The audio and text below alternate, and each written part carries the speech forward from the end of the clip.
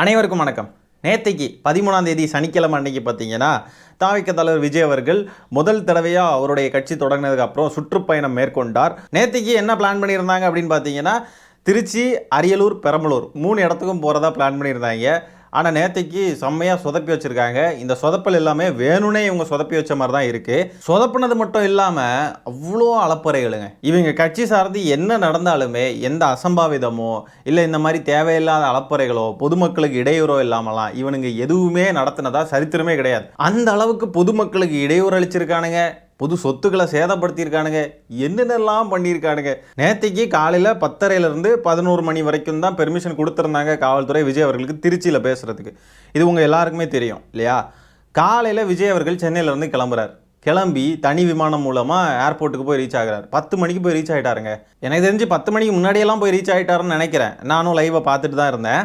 ஆனால் பார்த்தீங்கன்னா அது ஒரு அரை மணி நேரம் கேப்பில் வந்து போய் சேர்ந்துடலாம் அந்த இடத்துக்கு. அந்த மரக்கடை ஏரியாவுக்கு அரை மணி நேரத்தில் போய் சேர்ந்துடலாம்னு வச்சுக்கோங்களேன்.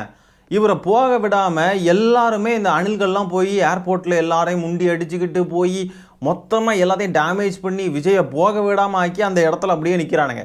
எனக்கு தெரிஞ்சு என்ன தோணுதுன்னா இது எல்லாமே பிளான்டுன்னு தோணுதுங்க. இந்த மாவட்ட பொறுப்பாளர்கள் அவங்க இவங்கெல்லாம் இருப்பாங்கல்ல, இவங்கெல்லாம் எங்கே போனாங்க? என்னத்துக்கு இருக்காங்க? அவங்களாம் பொறுப்பாளர்கள்னு எதுக்கு இருக்காங்க? இந்த மாதிரி சிச்சுவேஷன்ஸை ஹேண்டில் பண்ணுறதுக்கு தானே அவங்கெல்லாம் இருக்காங்க. எங்கே போனானுங்க அவனுங்கெல்லாம்? நல்லா பார்த்தீங்கன்னாங்க விஜய் அவர்கள் வாகனத்தில் வந்துக்கிட்டே இருக்காரு. வர்றப்போ பார்த்தீங்கன்னா அந்த க்ரௌடில் வந்துட்டு அது ஒன்றும் அப்படியே ரொம்ப அப்படி பெருசாக ஒரு 2-3 கிலோமீட்டருக்கு இழுத்து இருக்கிற க்ரௌடு மாதிரிலாம் கிடையாது. விஜய் அவருடைய வாகனத்தை ஒட்டிக்கிட்டு ஒரு குறிப்பிட்ட கும்பல் வந்து சுற்றிக்கிட்டே இருக்குது. அந்த கும்பல் வந்து கலைஞ்சு போகுது, திருப்பி புது கும்பல் வந்து சேருது. இப்படி தான் வந்து இருந்துக்கிட்டே இருக்குது. அப்போது ரிட்டர்ன் போகிறப்ப பார்த்தீங்கன்னா அவர் இந்த திருச்சியில் பேசி முடிச்சுட்டு ரிட்டர்ன் போகிறப்ப பார்த்தீங்கன்னா வாகனம் அது பாட்டுக்கு போகுதுங்க நார்மலாட்டு. அதே ஏர்போர்ட்லேருந்து வர்றப்போ அவசரமான நேரம்னு தெரியும். ஏர்போர்ட்லேருந்து வந்தாச்சு 10:30 அங்கே நிற்கணும்னு தெரியும்ல, எல்லாருக்கும் தெரியும்ல. அப்போது அந்த டைமுக்கு அவரை அலோவ் பண்ணாமல் அவர் அங்கேயே நிற்க வைக்கிறதுக்கான காரணம் என்ன? அப்போது எல்லாமே பிளான்டு தான். இது மட்டும் இல்லாமல் விஜய் அவர்கள் நினச்சிருந்தா இப்படி நமக்குலாம் கூட்டம் கூடும், இந்த கூட்டத்தையெல்லாம் நம்ம தவிர்க்கணும், நமக்கு இந்த டைம் தான் பெர்மிஷன் கொடுத்துருக்காங்கன்னா ஒன்று முன்னுக்கூட்டியே கிளம்பி இருந்திருக்கலாம், இல்லையா யாருக்கும் தெரியாமல் முந்தா நாள் ராத்திரியே திருச்சிக்கு போயிருந்துருக்கலாம். அதை எதையுமே பண்ணாமல் வேணும்னே பாருங்கள் காலையில் அவர் வந்து 8 மணிக்கு மேலே தான் கிளம்பவே செய்கிறாரு. சென்னையிலேருந்து கிளம்பி 10 மணி போல் அங்கே போய் சேர்றாரு. சேர்ந்ததுக்கு அப்புறமா வேணுக்குன்னே அந்த கூட்டத்தை அங்கே கூட்டி அப்படியே ஏர்போர்ட்லேருந்தே வெளியே வராமல் அப்படியே ஸ்தம்பிச்சு போய் அப்படியே என்னெல்லாமோ நடந்திருக்குங்க. வெளிநாட்டிலேருந்து வேலை பார்த்துக்கிட்டு ஊருக்கு ஆசையாக வர்றவங்கெல்லாம் வந்து போக முடியாமல் ஆயிருக்கு.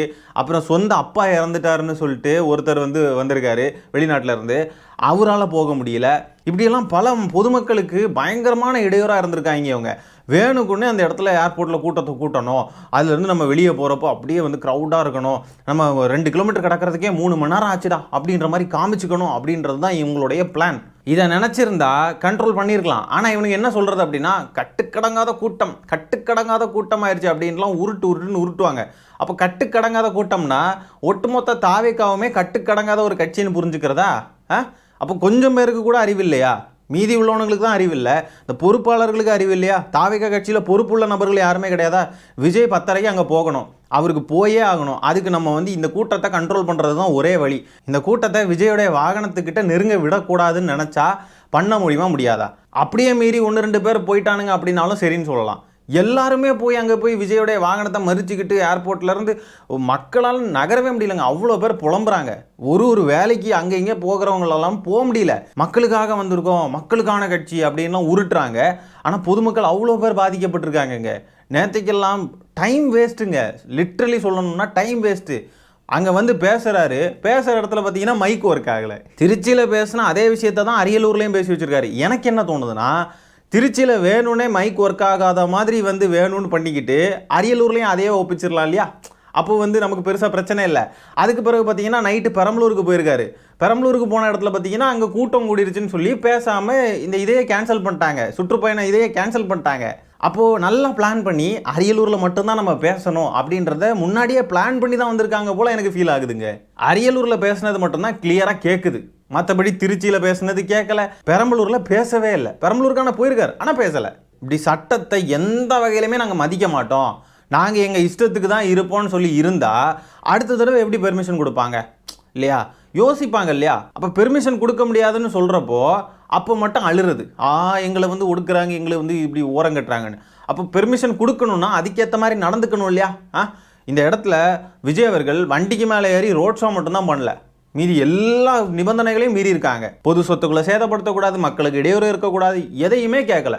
எந்த இடையூறும் இருக்கக்கூடாதுன்னு சொல்லி 23 நிபந்தனைகளை போட்டால் 22 நிபந்தனைகளை மீறி இருக்காங்க.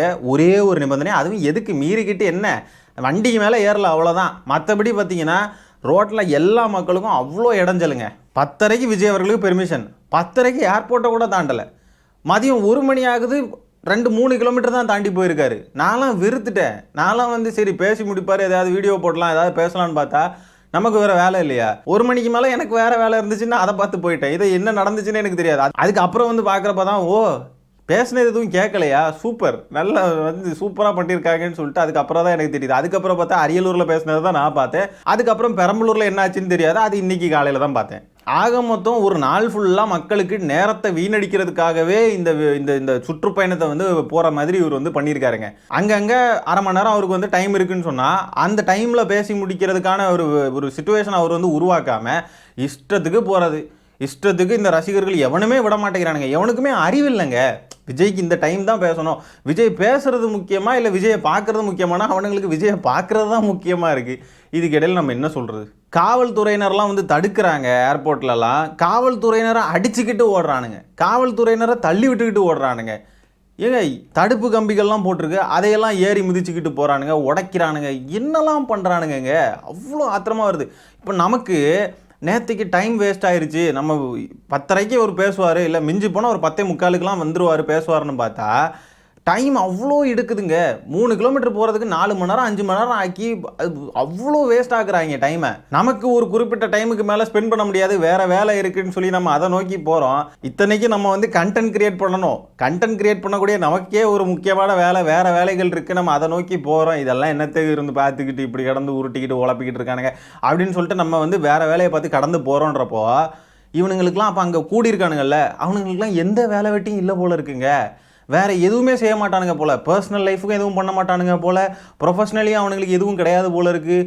அப்படியே வெட்டி முண்டமாக இருந்திருக்கிறவனுங்களால தான் அப்படி வந்து கூடி அப்படியே வந்து அவ்வளோ நேரம் நிற்கிறானுங்கன்னா அப்போ பார்த்துக்கோங்க, எந்த வேலை வெட்டியும் கிடையாது போல் இருக்குது.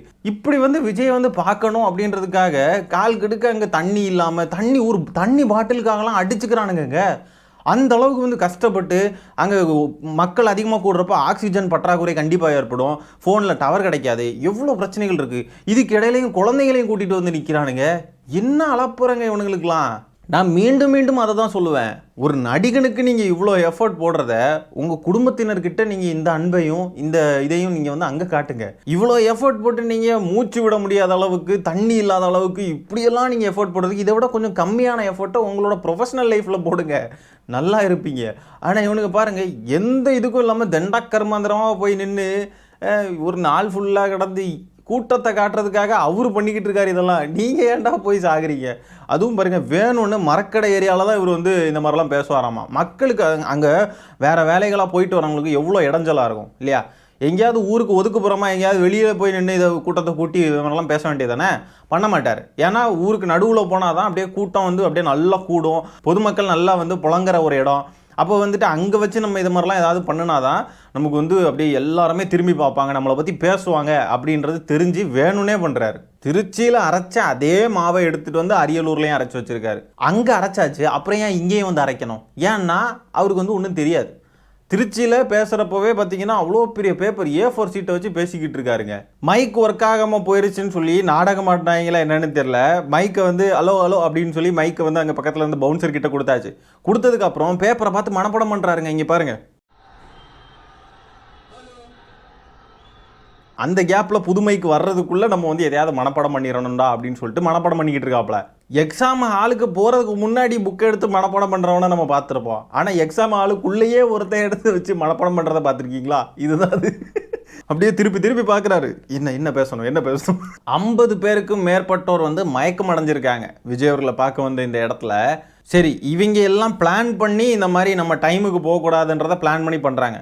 இங்கே வந்த அணில்கள் இருக்கானுங்க இல்லையா, ஏர்போர்ட்டுக்கெலாம் வந்த அணில்கள், அவனுங்கள்லாம் விஜய் அவர்களுடைய வாகனத்தை போக விடாமல் அவனுங்களும் சேர்ந்து தானே அதை வந்து நிறுத்திக்கிட்டு இருக்கானுங்க.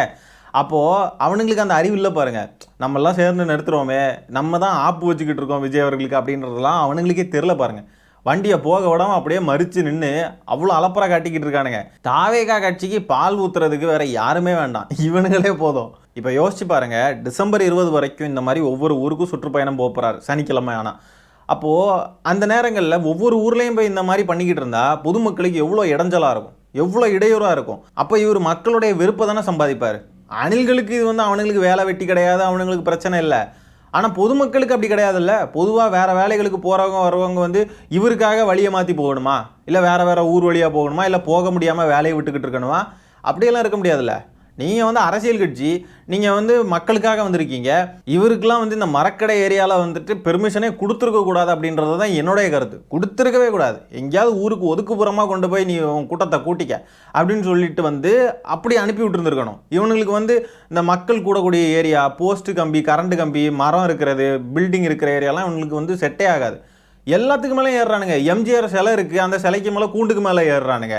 அடுத்து பார்த்தீங்கன்னா பில்டிங்க்கு மேலெலாம் ஏறுறானுங்க, கரண்ட் கம்பிக்கு மேலே ஏறுறானுங்க, எல்லாத்துக்கு மேலே ஏறுறானுங்க, மரத்துக்கு மேலே ஏறுறானுங்க, எல்லாத்துக்கு மேலே ஏறுறானுங்க.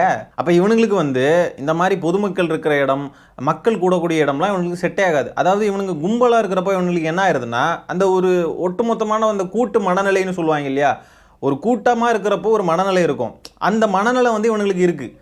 தனியாக இருக்கிறப்போ இவனுங்க எவனுமே இந்த மாதிரி மரத்துலலாம் ஏறிக்கிட்டு டக்கு டக்குன்னு இது மாதிரிலாம் பண்ணிக்கிட்டு இருக்க மாட்டானுங்க. கும்பலாக இருக்கிறப்போ நம்ம வச்சது தாண்டா சட்டம் அப்படின்ற ஒரு எண்ணம் இவனுங்களுக்கு. இந்த எண்ணத்தின் வெளிப்பாடாக தான் இந்த மாதிரிலாம் நடந்துக்கிட்டு இருக்கானுங்க. அதனால இவனுங்களுக்கு எந்த இடம் செட் ஆகுமோ இந்த சாம்பிகள் மாதிரி தான் இவங்களை ட்ரீட் பண்ணணும்.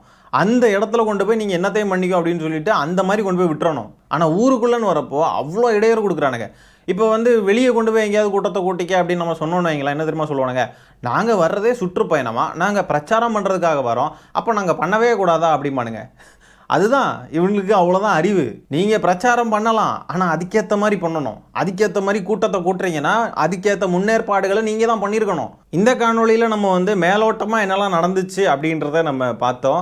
அடுத்த காணொலியில் பார்த்தீங்கன்னா நம்ம இன்னும் தெளிவாக எல்லா காணொலிகள் இவனுங்க பண்ண அலப்பறைகள் அது இதுன்னு எல்லா காணொலிகளையும் பார்த்து அதுக்கான நம்மளுடைய விமர்சனத்தை அடுத்த காணொலியில் வைக்க போகிறோம். அந்த காணொலியும் இன்னைக்கு கண்டிப்பாக வந்து சேர்ந்துடும். அதனால் அந்த காணொலியை மறக்காமல் பாருங்கள் மக்களே. இந்த காணொலி நான் இதோட என் பண்ணிக்கிறேன். நன்றி, வணக்கம்.